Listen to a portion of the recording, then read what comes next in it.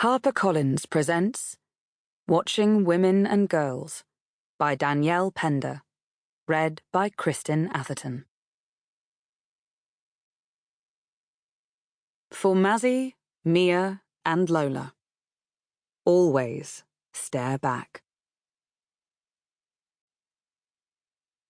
Window display. The man on the next table to Laura wasn't saying anything interesting, but you wouldn't know that by looking at his lunch date. She was engrossed. Her eyes were locked onto his face. Her arm mechanically delivered food to her mouth, which she chewed and swallowed without tasting. She took large gulps of her white wine as he got deeper into his story about conference calls, diary clashes, and difficult clients. She laughed so hard at one point that Laura couldn't help but stare directly at the couple. The woman's mouth was wide open, her head thrown back in religious rapture. Her teeth were full of parsley. She punctuated the performance with a breathless, "Ah, that was so funny," and wiped her eyes with a napkin. Was it? Laura thought. Was anything ever really that funny? How many times do you laugh so hard that you cry actual tears of joy? Once a week? Once a month? Once a year? It definitely doesn't happen on a Tuesday lunchtime during a conversation about production schedules. She looked at her own lunch companion. A small, drooling child returned her gaze and dropped a teething toy onto the floor. Laura picked up the wet plastic ring and gave it back to the child without wiping it. Between them, a decaying compost heap of food had been picked at and randomly sucked, but not eaten.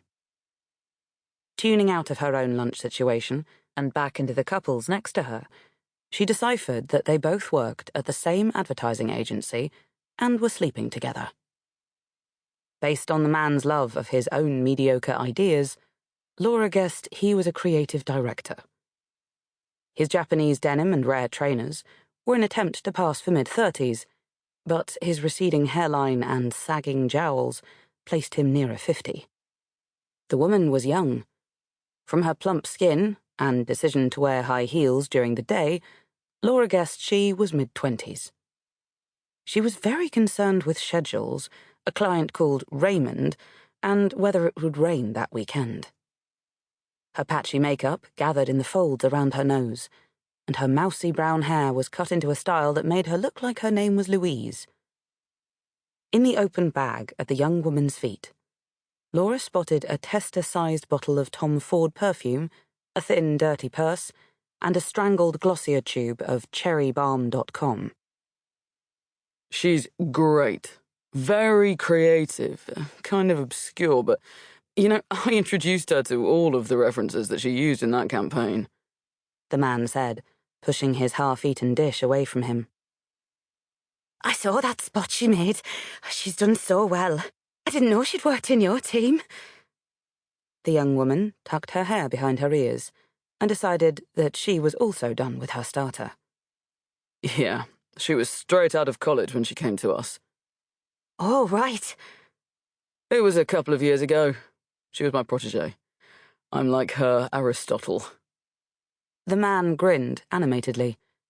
Having already drained his own glass, he reached over to swill the remains of her white wine into his mouth. The woman balanced her fork very precisely on top her knife and asked, "You're her what?" Sounding slightly confused.